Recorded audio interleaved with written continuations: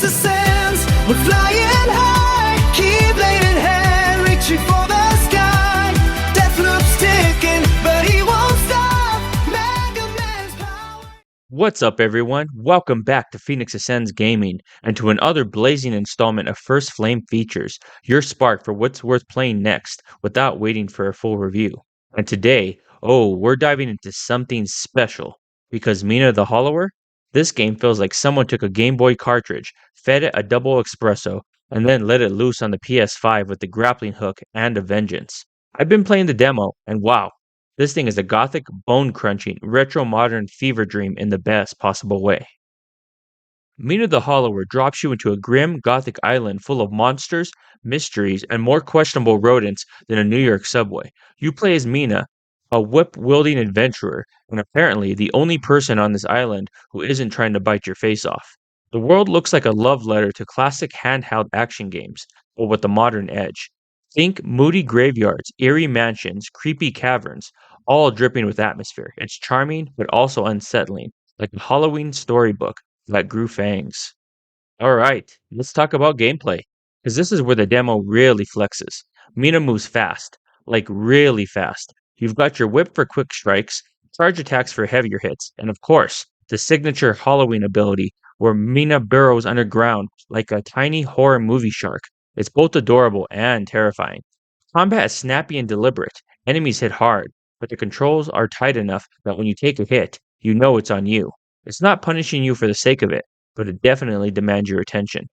Then there's the grappling hook. Let me tell you, this thing is a game changer. Swinging across gaps, zipping at platforms, chaining movements into attacks. It feels incredible. The demo gives you just enough room to experiment, and it's easy to see how wild the full game could get.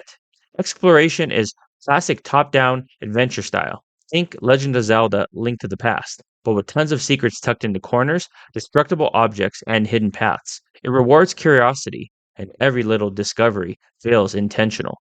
Now, Mina isn't a comedy game, but it does have personality. The NPCs are quirky in that gothic, eccentric way. Think Victorian weirdos with too much time on their hands. The writing is sharp, atmospheric, and just self-aware enough to feel modern without breaking the retro illusion.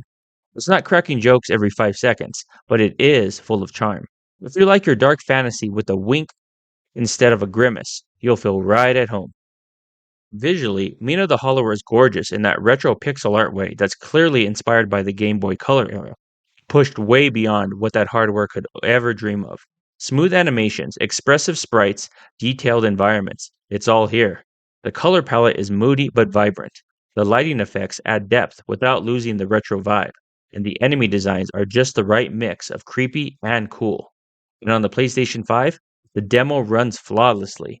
No stutters, no hiccups, just buttery smooth action at a crisp resolution. It feels like a retro game that somehow time traveled into the future to announce its arrival and decided to stay. So, after spending time with Mina the Hollower Demo and completing it, here's what I have to say. The world is atmospheric, eerie, and full of personality. Combat is fast, responsive, and surprisingly deep. Movement, especially hollowing and grappling, feels fantastic. Exploration is always rewarding and encourages experimentation.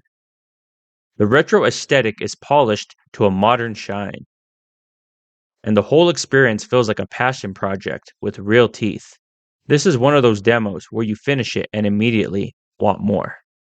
So, do I recommend checking out the Mina the Hollower demo on the PlayStation 5? Absolutely, especially if you're excited for the full release later in spring 2026. If you're into an action-adventure games with tight combat, retro-inspired visuals, and a world that feels like Castlevania and Link's Awakening had a brilliant, spooky little baby, this is absolutely worth your time. It's not trying to be a massive blockbuster. It's trying to be stylish, challenging, and memorable. And from what I've played, it excels in those departments. As always, you guys are incredible, and I genuinely appreciate you watching. If you enjoy this type of content, leave a like, and I'd love to earn your subscription. Stay tuned for more First Flame features, long-form reviews, and weekly live streams. I hope that you have an incredibly blessed week, and as always, keep ascending. Phoenix out.